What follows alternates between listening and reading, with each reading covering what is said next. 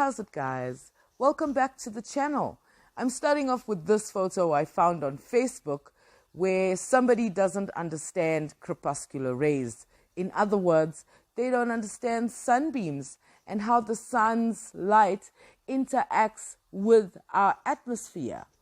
So I thought I'd throw in this little clip of the 15th of November where we have a demonstration of anti-crepuscular rays. So I will explain why we have crepuscular rays, but flat earthers will have to explain why we have anti-crepuscular rays. Here's a question.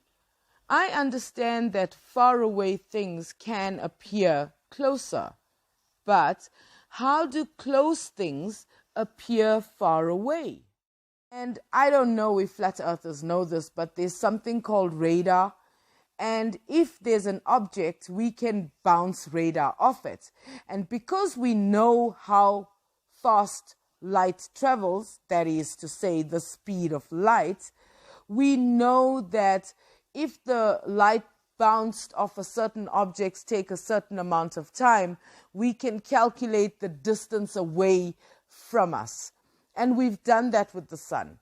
We've bounced radar off the sun, and it takes plus minus 1,000 seconds for the beam of light to return to us.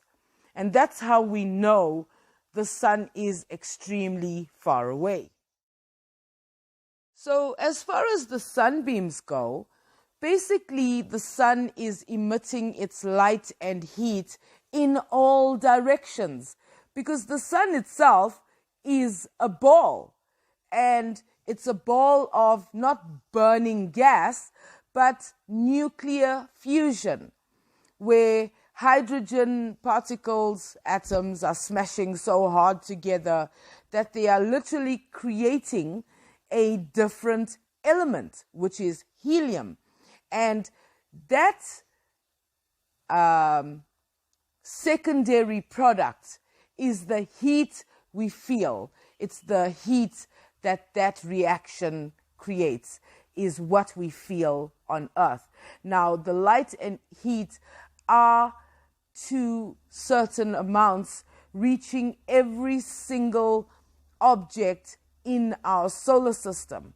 And there is a point where the cosmic rays coming from outside our solar system interacts with our own solar wind, right? So the Earth is so tiny and so far away from the sun that basically the sun's light is just propagating straight past the Earth.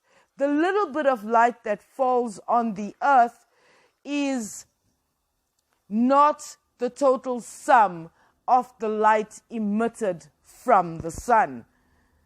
So that's why sometimes in very special extenuating circumstances, you can actually look behind you from sunrise or sunset and see the sunbeams meet up in the distance behind you. It's because the sun is propagating its light and heat in all directions. Actually, I should have started here. What do flat earthers mean when they say, do your own research? Do you mean that I must just take one photo and then base the rest of my reality on it? Or did you mean that I should carry on? Maybe every day, like my 5 p.m. photo? Or how about every week? What about once a month? Even once a year? Choose a date. See where the sun is on that date every year. You'll have to make some concessions because we have leap years and stuff. But that doesn't really matter to where the sun is going to rise and set on the solstices from your location on the Earth. All right, so as you guys know, I use my own footage. I make my own observations. I'm doing my own research. And when I get accused of following what NASA says, I get a little bit ticked off. Because actually, no flat earther has reached out to the challenge I made that let's collaborate for observations. Let's find opportune times to work together. But they don't want to do that. Instead, they will just accuse me of being like a NASA shill or something. But NASA does not operate in my country. And this is the result of me pointing out that Flatzoid removed those 13 or 15 frames from Red's video. So, flat earthers spend their times making memes and telling us how NASA lies, but when you point out to them that one of their own is doing it, then it's, oh, I don't know what happened. Who am I to judge? So, if flat earthers didn't have double standards, they wouldn't have standards at all. So, flat earthers, I double dare you. Find me on Discord, let's have a discussion.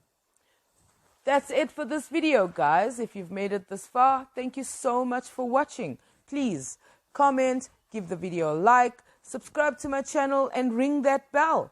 And if you might be so inclined, please support me on PayPal or check out my Amazon wishlist. Please, guys, stay safe, and I will catch you in the next video. Bye.